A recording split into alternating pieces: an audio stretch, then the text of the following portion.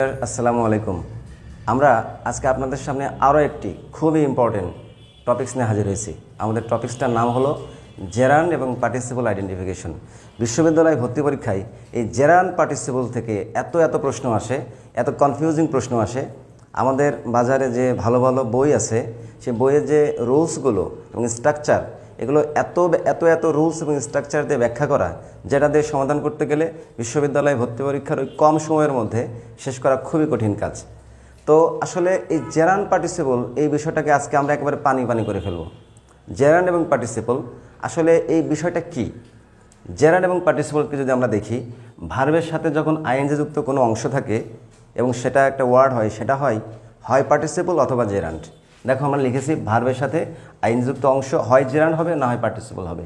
যেমন ওয়াক থেকে walking, run থেকে রানিং। এর মধ্যে কোনটা জেরান্ড কোনটা পার্টিসিপল, এর জন্য আসলে অনেক নিয়ম আছে। বাজারে বিভিন্ন ধরনের বইয়ে বিভিন্ন ব্যাখ্যা বিশ্লেষণ দেয়া আছে। তবে সবচেয়ে যে স্ট্রাকচারালি যে বিষয়টা, সেটা হলো পার্টিসিপল বলতে চলমান ঘটনাকে বোঝায়।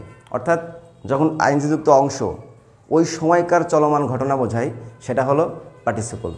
আর যদি এই আইনযুক্ত অংশ ওই সময়ের কোনো চলমান ঘটনা না বোঝায়, অর্থাৎ স্থির ঘটনা হয়, তাহলে সেটা জেরান্ড। প্রিয় ছাত্রছাত্রী, তোমাদেরকে এই কঠিন রুলসের মধ্যে যাওয়া লাগবে না। তোমাদেরকে আজকে একটা দুর্দান্ত টেকনিকের মাধ্যমে কত সহজে আনসার করা যায় আসো আমরা দেখি। দেখো বোর্ডে আমরা লিখেছি যে 1 নম্বর দেখো, আর rolling stone gather no moss. এর বাংলা হলো একটি ঘূর্ণয়মান যে পাথর, তার গায়ে কখনো শ্যাওলা জমে না। অর্থাৎ এটার একটা হিডেন মিনিং আছে, চলমান কোনো জিনিসের মরিচা ধরে না, মানে বিষয়টা এরকম। তো আমাদের এখানে জানতে চেয়েছে যে আইনযুক্ত এই রোলিং অংশটি, এটা কি জেরান্ড নাকি পার্টিসিপল।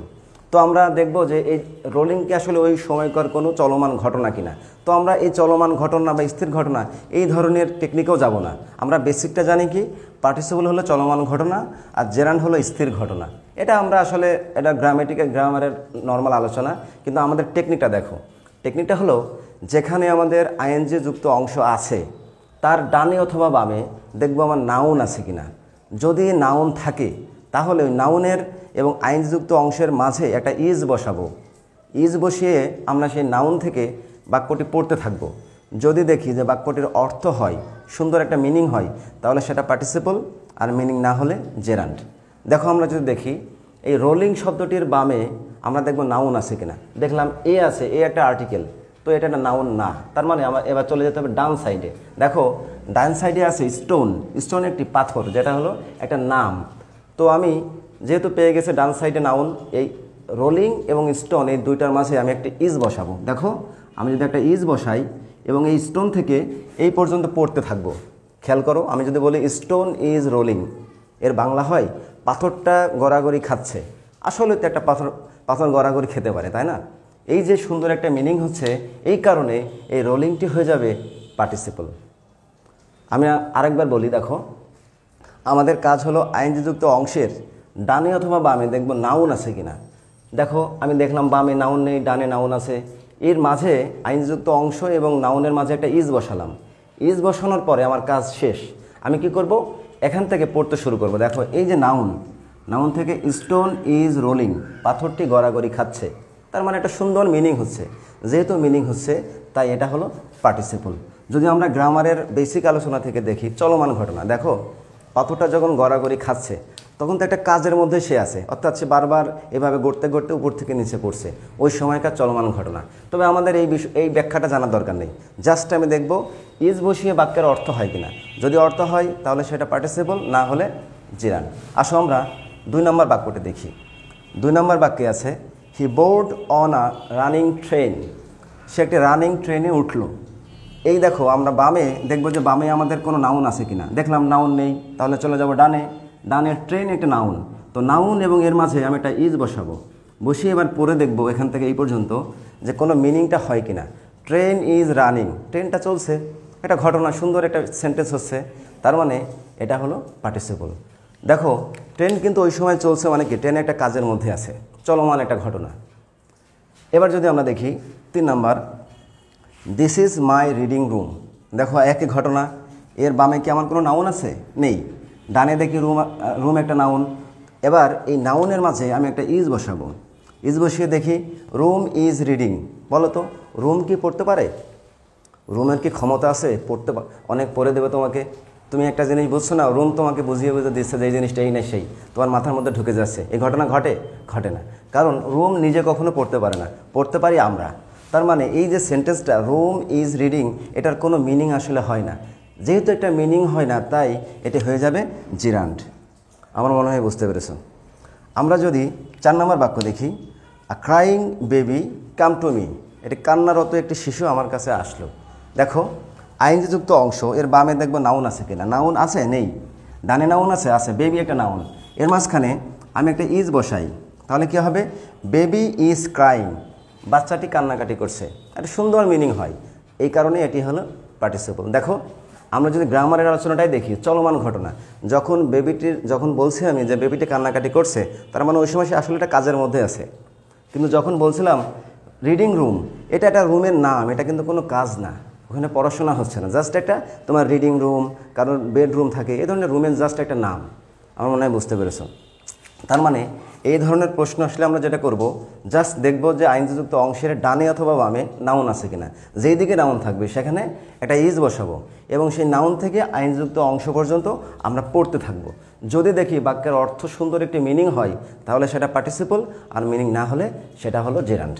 আমরা নতুন আরেকটি নিয়মটা এখনই শিখব। দ্বিতীয় যে টেকনিকের মাধ্যমে আমরা জেরান্ড পার্টিসিপল নির্ণয় করব, সেটা হলো, দেখো আমাদের ঢাকা শহরের বাংলাদেশের একটা প্রধান হাসপাতাল আছে, তার নাম হলো পিজি হাসপাতাল। আমরা এই পিজি হাসপাতাল দিয়ে আমরা অনেকগুলো জেরান্ড পার্টিসিপলের ঝামেলাগুলো সমাধান করতে পারবো। কীরকম? পিজি জিনিসটা কীরকম? দেখো ঢাকা বিশ্ববিদ্যালয়ের পাশে যে শাহবাগ, তার পাশে একটা হাসপাতাল, তার নাম হলো পিজি হাসপাতাল, যেটার বর্তমান নাম বঙ্গবন্ধু শেখ মুজিব মেডিকেল বিশ্ববিদ্যালয়। তো সেখানে পিজি বলতে আমরা কী বোঝাচ্ছি? দেখো পিজিতে হলো, পিতে প্রিপোজিশন, আরেকটা পিতে পসেসিভ অ্যাডজেক্টিভ। পসেসিভ দুই ধরনের, পসেসিভ অ্যাডজেক্টিভ এবং পসেসিভ প্রোনাউন। তো এই পিজি বলতে আমরা কী বোঝাচ্ছি? একটা পিতে হলো প্রিপোজিশন, আরেকটা পি হলো পসেসিভ অ্যাডজেক্টিভ, এরপরে বসবে জিরান্ড। অর্থাৎ পিতে প্রিপোজিশন পসেসিভ আর জিতে জিরান্ড, অর্থাৎ প্রিপোজিশন এবং পসেসিভ অ্যাডজেক্টিভের পরে বসবে জেরান্ড।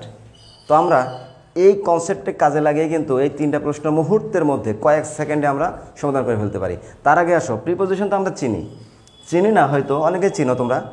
পসেসিভ অ্যাডজেক্টিভ জিনিসটা কি? পসেসিভ অ্যাডজেক্টিভ জিনিসটা হলো যেটা আসলে প্রোনাউনের মধ্যে যেটা আমার অধিকারে থাকা বোঝায়, এবং যেটার বাংলা করলে শেষে র বিভক্তি থাকে। দেখো আমি যদি বলি মায়ের বাংলা হলো আমার, র আছে। আওয়ার মানে আমাদের, ইয়োর মানে তোমার, শেষে র আছে, প্রত্যেকটাই দেখো র। এইগুলোকে আসলে কেন পসেসিভ অ্যাডজেক্টিভ বলে, এই নিয়ে আমার সুন্দর ভিডিও এবং লেকচার আছে, তোমরা পরে আমার ক্লাস থেকে জানতে পারবে। আসো আমরা আপাতত জানি যে প্রিপোজিশন এবং পসেসিভের পরে জেরান্ড বসে। দেখো তাহলে আমরা এই কনসেপ্টকে কাজে লাগিয়ে প্রশ্নগুলো মুহূর্তের মধ্যে কিভাবে সমাধান করা যায় আমরা দেখব। দেখো লেখা আছে the customer tired of waiting. এই ওয়েটিং আইনযুক্ত অংশ জেরান্ড নাকি পার্টিসিপল? তার আগে দেখো একটা বস আছে, প্রিপোজিশন। অফ যেহেতু একটা প্রিপোজিশন, আমার আর কোনো অ্যানালাইসিস দরকার নাই, দেখা মাত্র মুহূর্তের মধ্যে আমি বলে দেবো এটা হলো জেরান্ড। আমরা যদি 2 নম্বর বাক্য দেখি, I don't like your gossiping. বলো এই যে গসিপিং, এটা জেরান্ড নাকি পার্টিসিপল? তার আগে কি আছে দেখো, এর ইমিডিয়েট আগে আছে একটা বস, ইয়োর, এটা পসেসিভ অ্যাডজেক্টিভ, এই কারণে কোনো সন্দেহ নাই এটা হলো জেরান্ড। আমি যদি 3 নম্বর বাক্য দেখি, he is fond of playing, সে খেলতে পছন্দ করে, এটা কি হবে, জেরান্ড নাকি পার্টিসিপল? দেখো তার আগে কিন্তু একটা বস আছে, প্রিপোজিশন, তার মানে এটা হয়ে যাবে নিঃসন্দেহে জেরান্ড। দেখো ইংরেজি বাক্যের একটা বস আছে। আমরা যখন দেখি ঢাকা শহরে বা খুলনা শহরে যখন কোনো ভিআইপি পলিটিক্যাল নেতা যায়, তখন কিন্তু রাস্তাঘাট ফাঁকা হয়ে যায়, স্পেশাল রুল তাদের জন্য অ্যাপ্লাই করা হয়। ইংরেজি বাক্যেও এরকম একটা স্পেশাল পার্টস অফ স্পিচ আছে, তার নাম হলো প্রিপোজিশন। প্রিপোজিশন থাকা মানেই সে সুপার পাওয়ার, তারপরে কোনো কথা নেই, কোনো অ্যানালাইসিস দরকার নেই, হয়ে যাবে সরাসরি জেরান্ড। আমার মনে হয় জেরান্ড এবং পার্টিসিপলের উপরে তোমরা কয়েক মিনিটের ভিডিওতে অনেক কিছু শিখতে পেরেছো। আমাদের জেরান্ড এবং পার্টিসিপল নিয়ে আরেকটি ভিডিও আসবে, এবং সেই ভিডিওতে আমার বিশ্বাস যে এই যে আজকের আলোচনায় তোমরা 80% জেরান্ড পার্টিসিপল কমপ্লিট করতে পারবে। আরও যে বাদবাকি কিছু টেকনিক আছে, আর 2টা টেকনিক আছে এবং কিছু ব্যতিক্রম আছে, সেগুলো আমরা নেক্সট একটা ভিডিওতে আপলোড করব। আমাদের অ্যাডমিশন রিলেটেড এই কঠিন টপিক্সের, যেমন gerund, participle, clause, phrase, causative বিভিন্ন জটিল জটিল বিষয়ের সুন্দর সুন্দর লেকচার শিট প্রিন্টেড কালার আমাদের পিডিএফ সরাসরি তোমাদের হার্ড কপি দেব এবং এর মাধ্যমে আমাদের যে পরিকল্পিত কোর্স প্ল্যান আমাদের এই কোর্স প্ল্যান তোমরা যদি দেখো বা আমাদের যদি এই ক্লাসগুলো তোমাদের ভালো লাগে তোমরা আমাদের গ্রুপে এই বিভিন্ন ক্লাসগুলো দেখে অ্যাডমিশন সম্পর্কে সিদ্ধান্ত নাও। ইংরেজির ধারণাকে বদলে দেওয়ার জন্য, অ্যাডমিশনকে আনন্দময় করার জন্য, তোমার বিশ্ববিদ্যালয়ের ইংরেজি পাশকে নিশ্চিত করার জন্যই আমাদের এই প্রয়াস। আমরা আশা করি তোমার এই সুন্দর জার্নিতে তোমাদের সঙ্গী হতে পারবো, তোমাদের সফলতায় আমরা অংশীদার হতে চাই। ধন্যবাদ সবাইকে।